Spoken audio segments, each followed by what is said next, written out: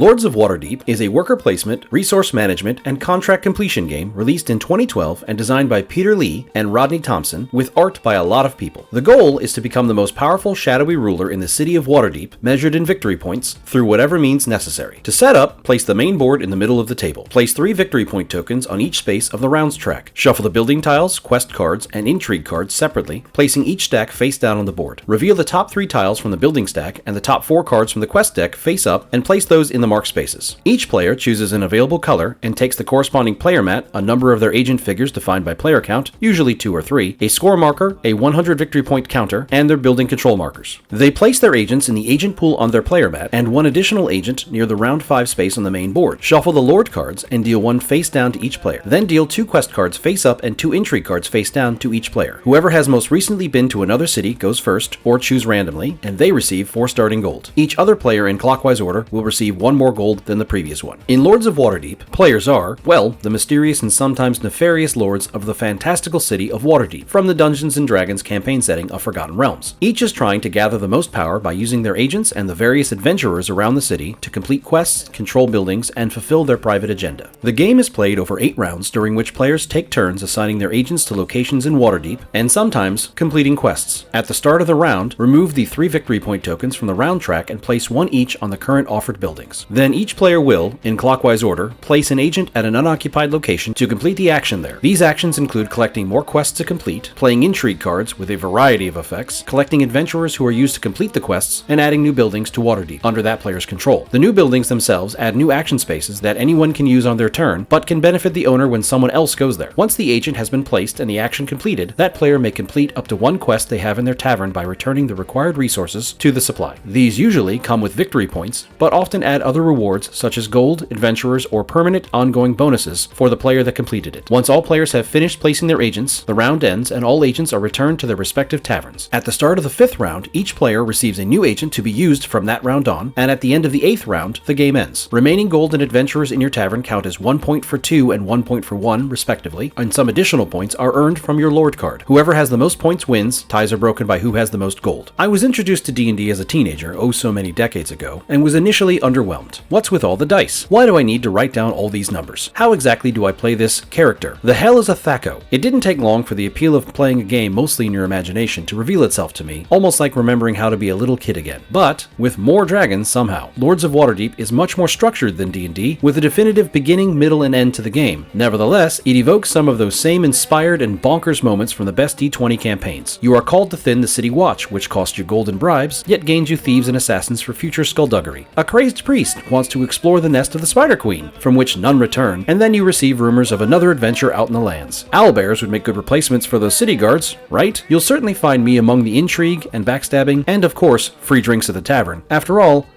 I'm always game.